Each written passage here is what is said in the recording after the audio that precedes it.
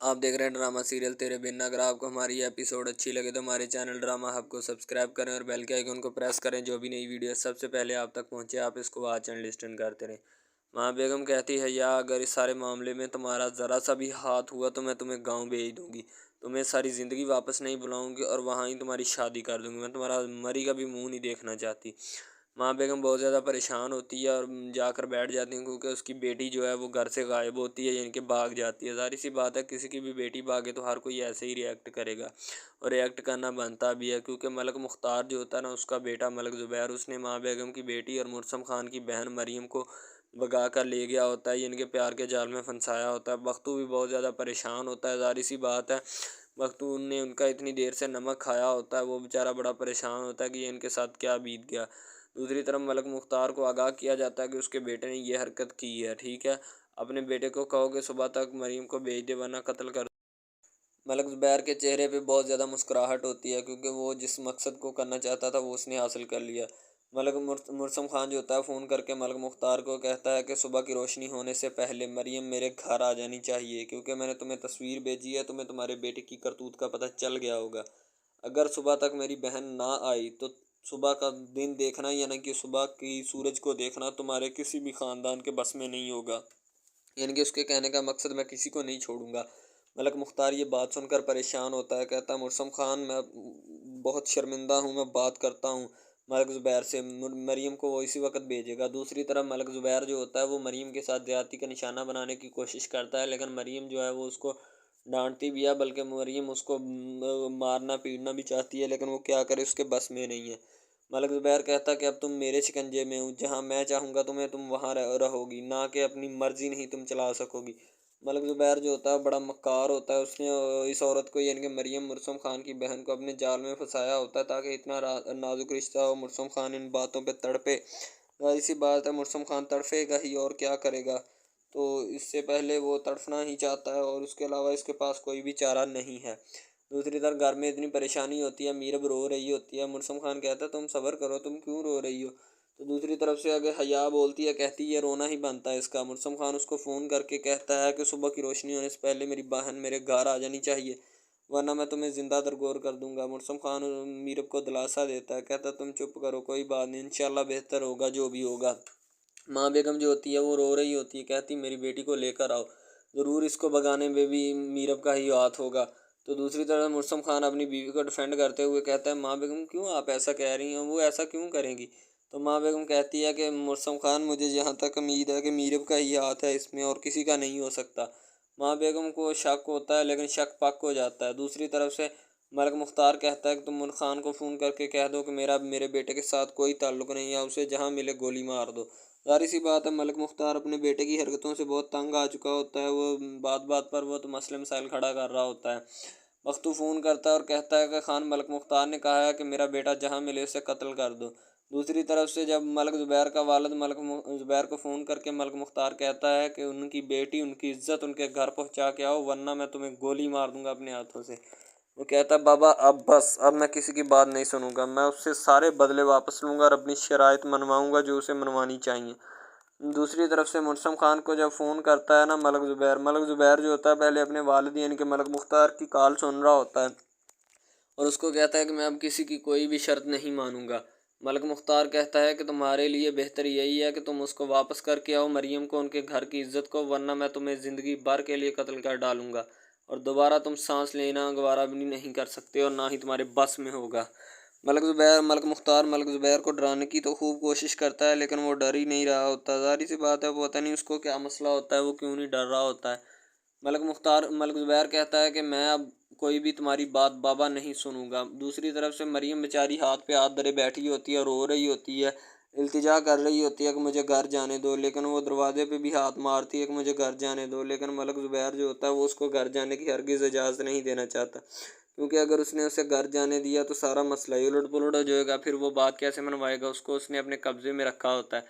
मलक ज़ुबैर उसको कहता है कि तुम अब मेरे कब्ज़े में हो, ठीक है, मैं मुर्सम खान की दुखती रग पे मैंने हाथ रखा है। मुर्सम खान जो होता है वो फ़ोन करता है मलक ज़ुबैर को, मलक ज़ुबैर मुर्सम खान को फ़ोन करता है और कहता है कि तुम्हारी चिड़िया मेरे पास है जो अभी उड़ रही है, लेकिन मैं उड़ने नहीं दूंगा, मैं इसके पर काट दूंगा। अगर मेरी कुछ शर्तें हैं, अगर तुम अपनी बहन को हासिल करना चाहते हो। कहता क्या शर्तें हैं? कहता मेरी ज़मीनें वापस करवाओ और मुझ पे जो कत्ल का मुकदमा डलवाया उसको वापस लो, वरना मैं तुम्हारी बहन को ज़िंदा कत्ल कर डालूंगा और तुम्हें इसकी लाश ही मिलेगी।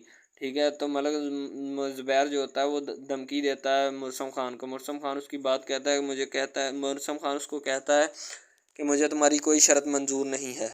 मलक ज़ुबैर कहता है अगर मेरी शर्त कोई भी तुम्हें मंजूर नहीं है तो फिर तैयार रहो, अपनी बहन की लाश ले जाना जहाँ से मैं कहूँगा। क्योंकि मलक ज़ुबैर जो होता है उसने अब ठान ली होती है कि मैं इनसे बदला लेकर आऊँगा। हया जो होती है वो अभी पर्दाफाश करने वाली होती है मीरब का। ज़ाहिर सी बात है मीरब ने ही उसको भगाया होता है, तो मीरब का पर्दा फाश करने वाली होती है।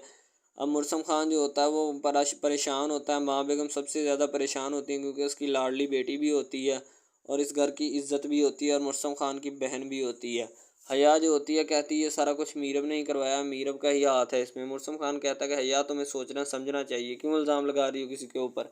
ठीक है, तो मीरब ऐसा क्यों करेगी, तुम्हें शर्म आनी चाहिए ऐसा इल्ज़ाम लगाते हुए। मरियम जो होती है वो बार बार तंग आई होती है, वो कह रही होती है, इल्तिजा कर रही होती है कि अनस मुझे जाने दो। वो कहता अनस नहीं मलक ज़ुबैर। मीरब रो रो कर पागल हो रही होती है। ज़ाहिर सी बात है मीरब का इशारा किया पंगा होता है, तो मीरब ने ही सारा कुछ किया होता है। रो इसलिए रही होती है कि मैंने क्या कर डाला।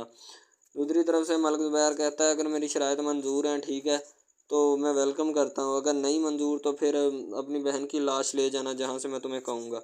ज़ाहिर सी बात है मुर्सम खान जो होता है कहता है मुझे तुम्हारी कोई शर्त मंजूर नहीं है। मैं सुबह आ रहा हूँ और सुबह तुम्हारे सामने कुछ ही देर में होऊंगा और तुम्हारा ऐसा हशर करूँगा कि तुम्हें ज़िंदगी भर जीने नहीं दूंगा। माँ बेगम कहती है कि मुर्सम खान बहन को ढूंढ के लाओ, जहाँ से मर्जी लेकर आओ, उसको ढूंढ कर लाओ, मेरे कलेजे को ठंड नहीं पड़ रही। ज़ाहिर सी बात है माँ के लिए इतनी परेशानी होती है, मीरब रो रही होती है, मीरब का रोना बनता भी है क्योंकि मीरब ने जो हरकत कर डाली होती है उसके पास पछतावे के अलावा और कुछ भी नहीं होता। दूसरी तरफ से सारे घर वालों को मीरब की वो वीडियो हया दिखा देती है जब मीरब उसको भगाने में मदद कर रही होती है, क्योंकि मीरब हया छुप छुप कर वो वीडियो बना रही होती है। तो सारे घर वाले जब ये वीडियो देखते हैं तो ख़ास तौर पर अनवर जब देखता है वीडियो तो वो परेशान हो जाते हैं। मुर्सम खान मीरब को कहता है कि मीरब तुम एक दफ़ा कह दो कि ये झूठ है, ये सच नहीं है, ठीक है, मैं ये भी मान लूँगा। तो मीरब जो होती है वो खामोश खड़ी होती है क्योंकि सच होता है, झूठ तो मीरब कह ही नहीं सकती। अगर झूठ कहा तो मुर्सम खान फिर भी गुस्सा होगा। इसलिए मुर्सम खान ने अब ज़मीन के कागज़ उठा लिए होते हैं मीरब की इस हरकत के बाद। वो जाकर कहता है कि मुझे तुम्हारी शर्तें मंजूर है, मैं तुम्हें ज़मीन भी दे दूँगा और तुमसे मुकदमा भी उठा लूँगा।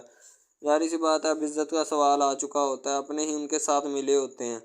तो माँ बेगम दिलासा लेती हैं और माँ जब मीरब को पता चलता है तो मुर्सम खान उसको कहता है बताओ। तो मीरब आगे से कहती है मुर्सम खान ये सच है, मैंने ही उसको भगाया है, मुझे नहीं था पता कि वो मलक ज़ुबैर है अनस के रूप में जो बैठा है। तो मुर्सम खान उसके साथ पहले तो गुस्सा होता है, बाद में उसको ज़मीन के कागज़ लेता है और लेकर वहाँ से चला जाता है और जाकर अपनी बहन को छुड़वाता है। माँ बेगम खड़ी होती है, माँ बेगम कहती है देखा मैंने तुम्हें कहा था कि इसी का हाथ होगा इस सब के पीछे में।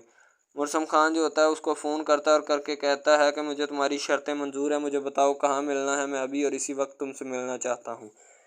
तुमसे मुकदमा भी उठाऊँगा और तुम्हारे ज़मीन जो मैंने तुमसे ली है वो भी मैं तुम्हें वापस करूँगा।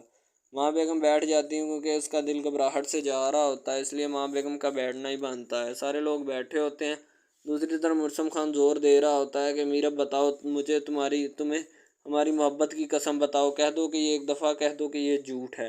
तो मीरब अब कैसे झूठ बोले। माँ बेगम जो होती है हया को कहती है कि हया अगर तुम इस सारे मामलात में ज़रा सी भी इन्वॉल्व हुई, शामिल हुई, तो मैं तुम्हें गांव ऐसा भेजूंगी कि दोबारा कभी भी यहाँ से इधर तुम्हें नहीं बुलाऊंगी।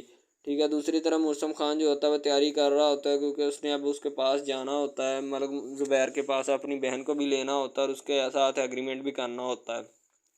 ज़ाहिर सी बात है घर में इतनी परेशानी होती है। मुर्सम खान जब ये बात मीरब के मुंह से सुनता है कि नहीं मुर्सम खान ये सच है, मैंने ही उसको भगाया, तो मुर्सम खान का कलेजा मुंह को आता है। अनवर कहता है कि तुमने घर की इज्जत अपने हाथों दुश्मन के हाथ दे दी, तुम्हें शर्म आनी चाहिए मीरब।